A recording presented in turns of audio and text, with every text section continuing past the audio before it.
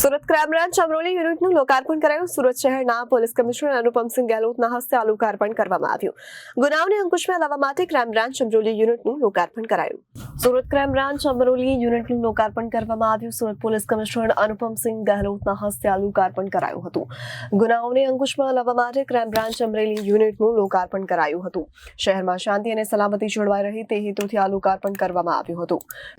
તો શહેરના લગભગ એકદમ અમારા આઉટર વિસ્તારમાં આવે છે.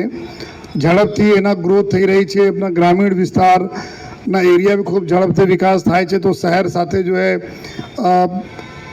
શહેરમાં ભરતા જાય છે અને આજુબાજુ અમારા વિસ્તારમાં અમરોલી પોલીસ વિસ્તાર જોઈએ તો મોટા મોટા અમારા લોકો માટે જો પોલીસ માટે એક ચેલેન્જીસ છે, જેમાં આપણા આવાસ બી આવે છે. આમાં જો ખુશાળ આવાસ આમાં જોઈએ તો લાખ જેટલી વસ્તી રહેતી હોય છે.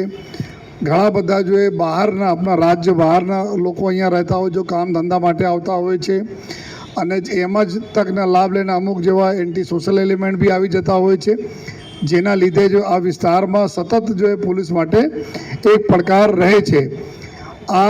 આ સિવાય પણ આ વિસ્તારના આજુબાજુ આપણા જોઈએ તો સીધા હાઈવે જવા માટે, નેશનલ હાઈવે જવા માટેનો વિસ્તાર છે, આપણા ઓલપાડ જવા માટેનો વિસ્તાર છે અને ઘણા બધા ગામડા બી અત્યારે તમે જુઓ તો રૂરલ એરિયા ગ્રામ વિસ્તારમાંથી પોલીસમાં શહેર પોલીસમાં મળવામાં પણ આવેલા છે.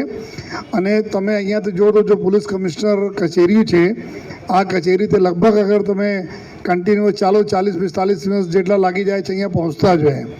અને ક્રાઇમ બ્રાન્ચના ઓફિસે બી દેખો તો અડધો કલાક વધુ સમય લાગે છે અહીંયા આવતા જોઈએ. તો આ બધાને ધ્યાનમાં રાખીને શહેરમાં જો અત્યારે સુરત શહેર પોલીસ તરફથી અમુક જો ચેન્જીસ કરવામાં આવી રહ્યા છે, આ ચેન્જીસના હિસાબથી સૌપ્રથમ પાંડેસરા ખાતે એક ક્રાઇમ બ્રાન્ચની યુનિટ ચાલુ કરવામાં આવી હતી જોઈએ.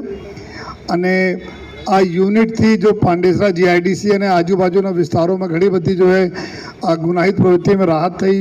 એન્ટી સોશિયલ એલિમેન્ટ્સ, લુખા લફંગાઓના ઉપર કંટ્રોલ કરવામાં બહુ મદદ મળી. કેમ કે આ લોકલ પોલીસ સાથે સંકલનમાં આ બધી યુનિટ કામ કરે છે.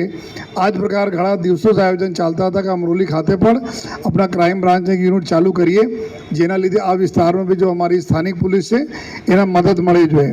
તો આજથી ચાલુ થયા છે.